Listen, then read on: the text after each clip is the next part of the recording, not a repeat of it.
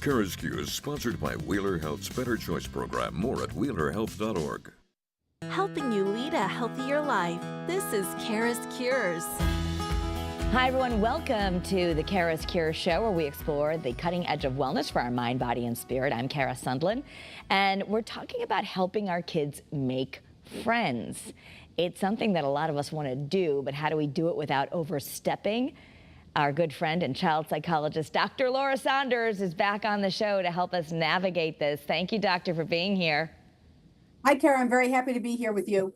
So, I don't remember my mom helping me make friends, yet I do remember trying to think, gosh, how do I help my kids make friends or do this the right way? Is it just different now? So it actually is different now. And while we can lament the old days, right, when, I have 5 brothers and sisters, right? I came from a big family where we were just sent out in the morning on the weekends to go play and come back maybe for something for lunch and maybe at dinner time. And we just sort of fended for ourselves. Now, that era has gone away. I mean, I lived in a neighborhood where there was dozens of kids, but that's not the case a lot of times. And to really look at what are some of the factors that make it easier for some kids to make friends and why it's harder for others. And the reason that this is important to talk about is because social skills, that's the underlying skill in making friends. Social skills are life skills. If you don't have the ability to communicate with and get along with other people, that will affect you for the rest of your life. It'll affect you in when you're in college making friends. It'll affect you in a job and trying to get along with coworkers. It'll affect you in finding partners. So this has lifelong implications. Yeah, and with a new school year, parents do have to consider this because you're saying the research actually shows, of course, we want them to get good grades and maybe you're driving to the sports, but the research shows we should be putting helping our children make and maintain friends at the top of our to-do lists. I feel like it's equally as important. Your social skills and your emotional health are equally as important as your academic skills, because you can be the brightest bulb in the box, to use an expression.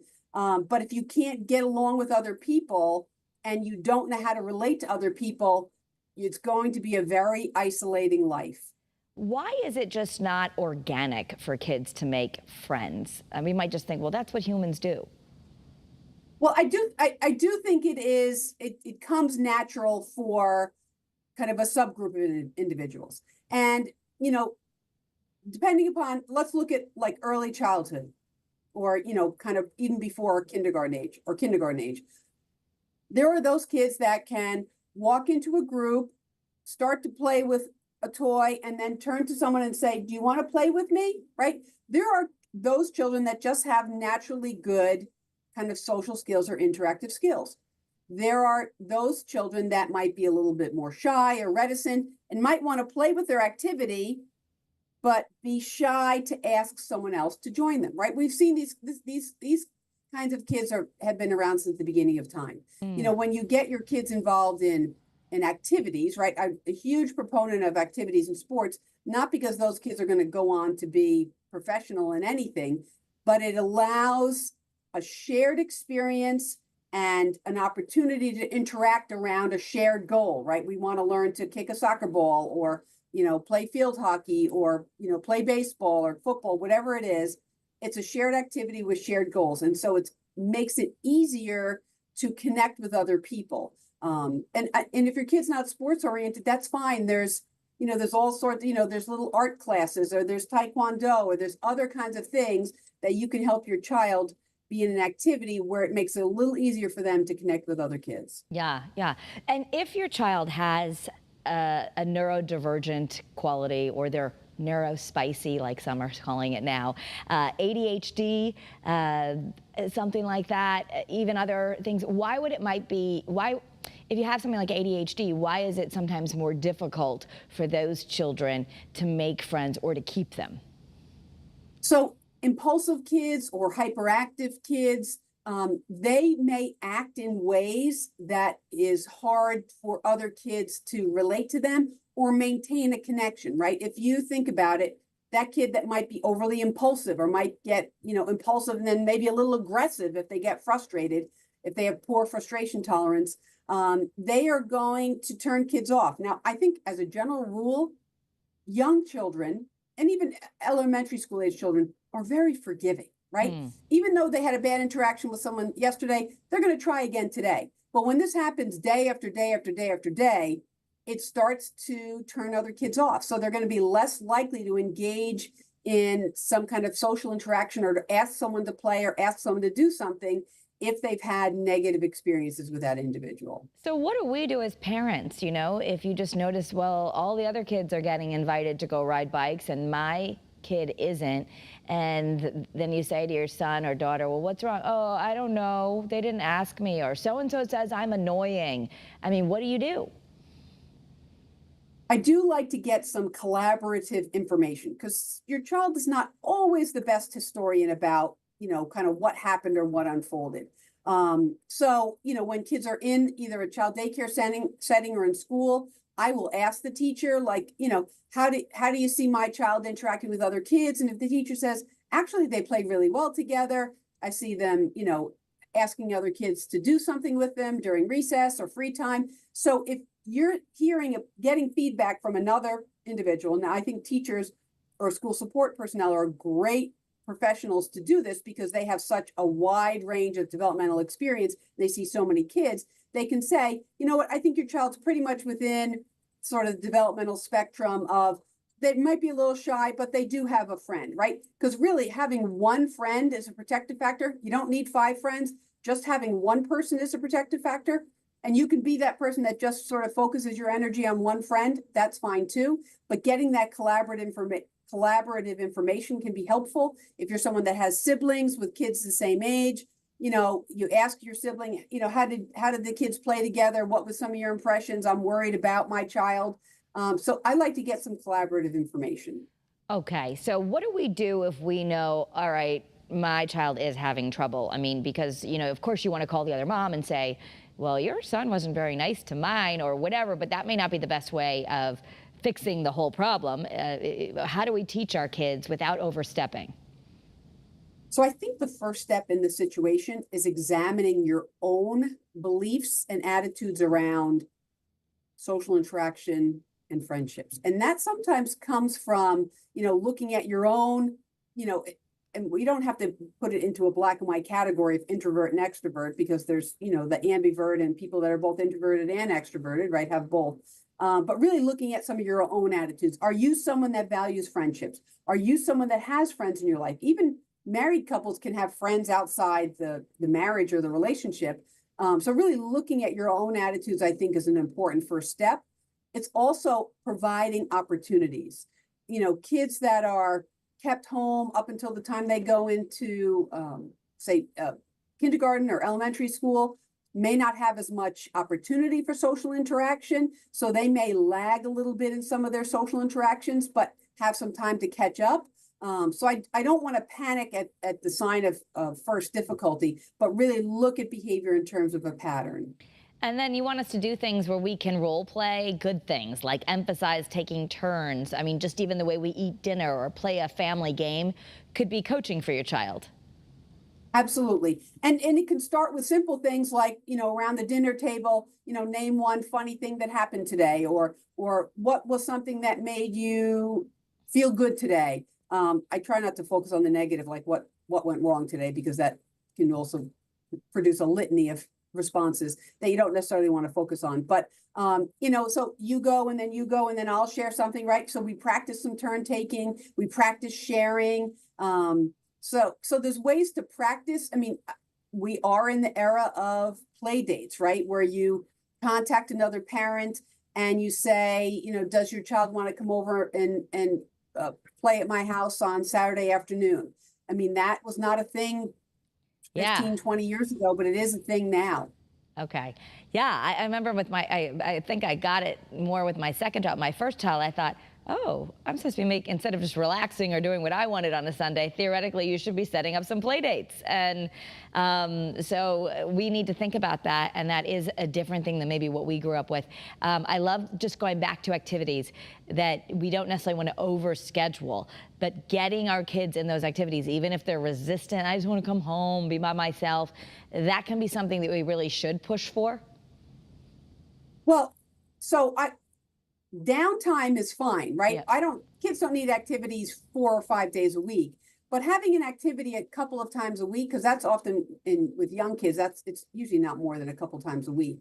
That's an adequate amount of time. That's not being overscheduled, which is 4 or 5, God forbid, 6 days a week.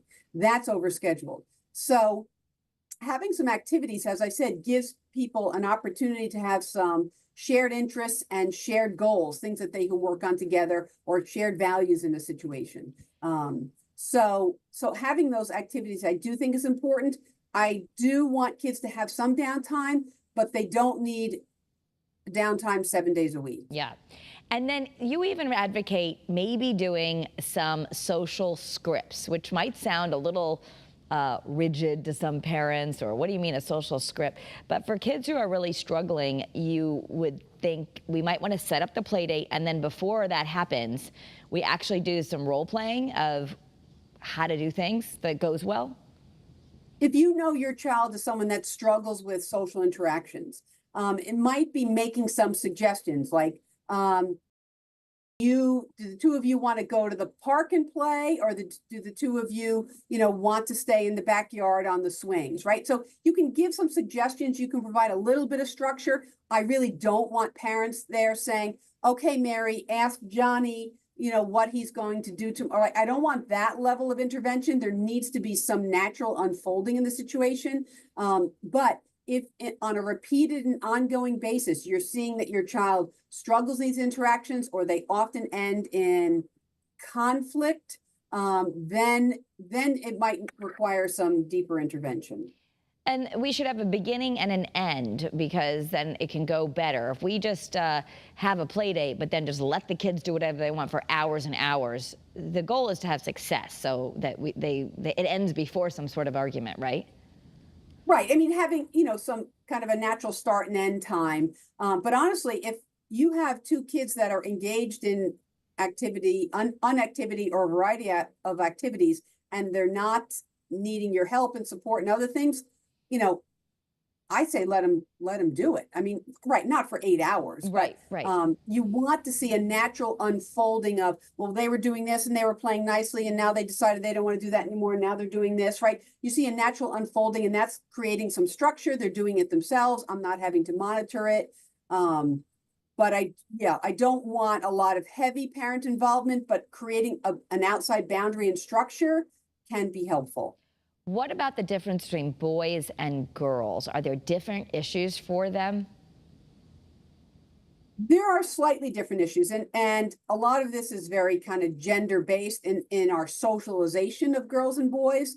It does tend to be that boys, not always, but boys want to do more physically active things. So having that space where they can run around or ride bikes, or do, throw a ball to each other, or kick a ball to each other, do more active things. I certainly want girls to be active as well, but they might have some tendencies to do more, playing house, or playing with dolls, or making bracelets, or doing things that are have a different level of interest. And again, I don't want people to adhere to gender rigid roles, like boys can't make friendship bracelets, or girls shouldn't be, throwing a ball. I don't want to do that, but there just tend to be some again, gendered activities. Yeah. And as we get a little older with teens and tweens, with girls, we always hear, I mean, there's the movie, right? Mean Girls. I feel like I have a boy and a girl. I feel like I've seen more Mean Girl stuff, and the boys, it's more aggressiveness or something. Again, this might be stereotypical, and I have, just a boy's boy and a girl's girl, but like I have noticed there's some difference, and I feel like more equipped to handle the girl issues. The boys, I'm like, what are they doing? Right. And there is allowing some natural conflict resolution, right? Now, I don't want boys pounding on each other, but they do have a tendency to be a little bit more kind of outward in their expression and sometimes assertiveness, hopefully not too aggressive, but allowing some of that to kind of happen and unfold naturally.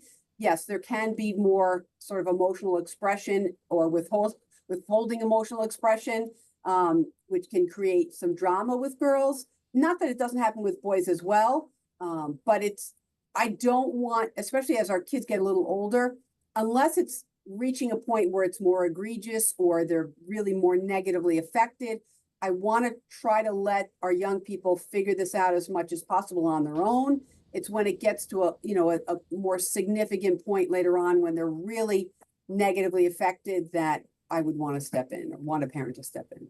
Right, and we know from research that bullying can affect people for a long time, so we have to be aware of that. If your child tends to be the one that's a little different or a little shy, they might be more subject to that. As we advance in age, though, you also say sometimes kids will just not want to do anything because they say, oh, I have social anxiety. And that is a real thing, but in your opinion also can be overused.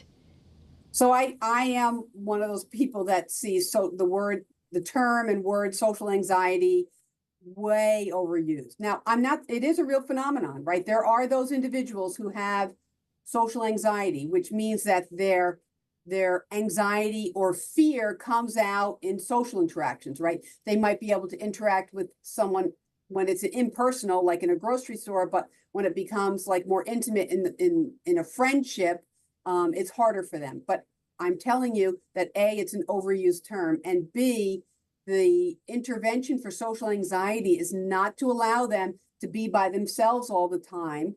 In fact, the intervention is exposure. So it is in a more planful way, having an interaction with a friend and allowing that to sort of unfold on its own. So the intervention for social anxiety is not isolation. It is in fact exposure to social situations.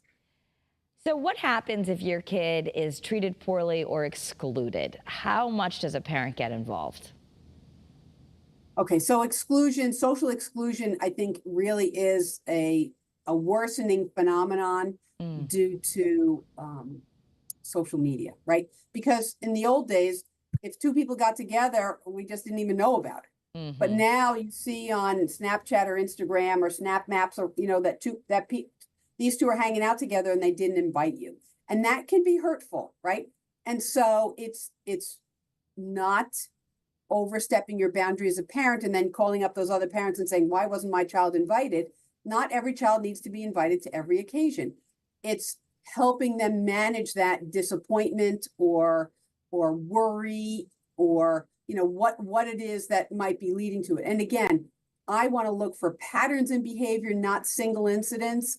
If this is an ongoing pattern that you find that your child's being excluded from a lot of activities, again, I might want to corroborate with someone at school or a mental health professional or, a friend. If you know that your child's gone over to a friend's house and you say, like, have you noticed anything going on with my child when he or she's over your house? So I like to get corroborating information in a lot of these situations. But it's managing that disappointment. It's hurtful when you are excluded, right? It hurts even as an adult. We can say, oh, I don't care that they did something without me, but it still can feel hurtful. I can acknowledge that, but then turn that into action. Okay, now I need to initiate something, not continually passively wait to be invited. Okay, so we're going to take a quick break and hear from our sponsor and then come back about some more skills of how we can help our kids. Struggling with gambling? Wheeler Health's Better Choice program offers personalized support and treatment to help you regain control. Visit wheelerhealth.org to learn more and take the first step towards recovery today. All right, we're back now talking about how to help our kids make and keep friends with our child psychologist, Dr. Laura Saunders, who says this is absolutely, these social skills, just as important as academic skills and all those other things that sometimes we're pushing. So thank you for being with us. Back to helping the kids, if they get a little older, I think it becomes harder to help. And you could say rejection is protection, but I've seen this happen where, my daughter would be friends with a group of girls, and then for no reason she doesn't, or no reason she understands, like maybe she's getting ghosted, and then she's back in, and then it's someone else. And there are those kind of groups of kids that maybe can just be a little mean. How do we teach them about managing that, or maybe choosing to not be in that group? Or Right. When we see that pattern of rejection starting to happen, and let's think about it. I mean, some of the most socially difficult times in a school day is recess, because it's unstructured, and lunchtime, because they're both unstructured, but have sort of a social expectation to them. And so, there are ways to manage those situations.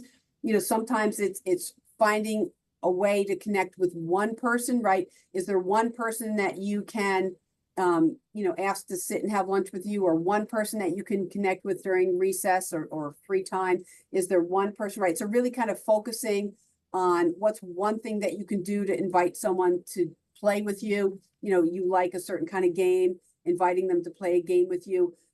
Kids nowadays actually do some online gaming, and they might not have someone in the house with them, but they're connected to someone online. I don't want to do a lot of that, because I do like in-person social interaction. It is vastly different than just having online friends. But really, looking at sometimes what is happening with your child.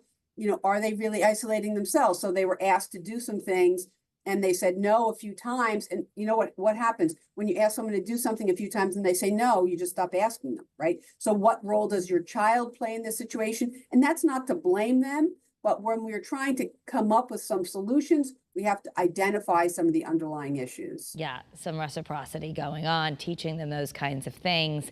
And that goes back to us modeling good behavior as well. If you are fighting with your partner and being obstinate and arguing all the time, or refusing to listen to each other, then we're not being good role models. So what do we do? Parents have enough blame to go around. I'm not trying to play a blame game, but if you're fighting in front of your kids, or if you're, maybe not practicing those good conflict resolution skills yourself, that's not a good idea for them to learn, right? Right. I mean, looking at bigger factors, right? Looking at parent emotional health and well-being, looking at financial constraints, right? If you have a lot of financial constraints, you're not necessarily going to be able to afford your child being in activities. So I understand that there's bigger factors that play a role. The beautiful thing is we have a school day which provides opportunities for social interaction that should hopefully unfold. But if it's not unfolding, that's when we do need to step in. It doesn't really cost much money to have someone come over your house for an afternoon, maybe give them a snack and let them sort of have some free play. So, looking at some of the bigger barriers, if you're in a relationship that's riddled with conflict, realize that level of conflict and tension is going to get kind of projected onto your child, and that's going to then affect them. So really looking at and identifying some of the bigger picture issues is important as well. Yeah, and having, sometimes I think kids feel like, well, I want to invite these friends over, but we need to go somewhere really cool, or they might not say yes, or, once they get a little older, they're worried about putting themselves out there, so they want to have something like really cool to offer. Is that the wrong approach, or is it actually good to maybe you're trying to make new friends, let's create something that's a little bit fun, enticing to kind of get it going, but just understand it's not that every time? Yeah, I mean, we can do that. But we're not going to go to the skateboard park every single time, or we're not going to, do a big activity every single time. So that can be an occasional thing, but it's not going to be all the time. Yeah. And so allowing kids to kind of create some of their own ideas, like, well, what would you like to do? Maybe it is just getting ice cream, and that can be a simple enough activity. Maybe it is just someone coming over to the house. Kids as they get older, they get kind of odd about, oh, well, my house is not as nice as someone else's house, so I don't want to have anyone over here. I mean, I think that kind of self-judgment really becomes very difficult to manage, because very often their perceptions are distorted in those situations, because honestly, I don't think young kids care about those situations. I don't even know if a lot of teens care about those situations. But if you're sensitive about something and you feel vulnerable about it, you're going to be, more likely to focus on that one negative thing. So bottom line, I know this is a big topic for kids as we do the new school year.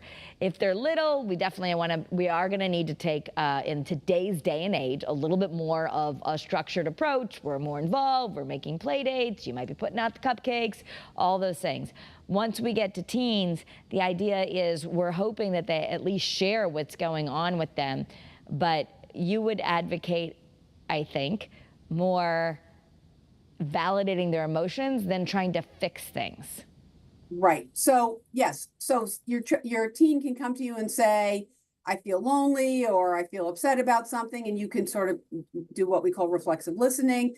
I hear it's been really hard for you, or I understand you've had a very tough day. You can do that, but then it's not trying to fix it for them. It's, if it's like a social rejection, okay, there's been a couple times now where you feel like you've been left out. Is there someone that you can invite to do something, or someone that you can initiate? Or what is something that you can do that'll help you feel better right now? Or what's something, who is there a friend in one of your classes that you can, ask to do something with? So you can do some problem solving, but not do it for them. And honestly, they're more willing to listen if they come up with the idea themselves, or one of their friends come up with the idea. Yeah.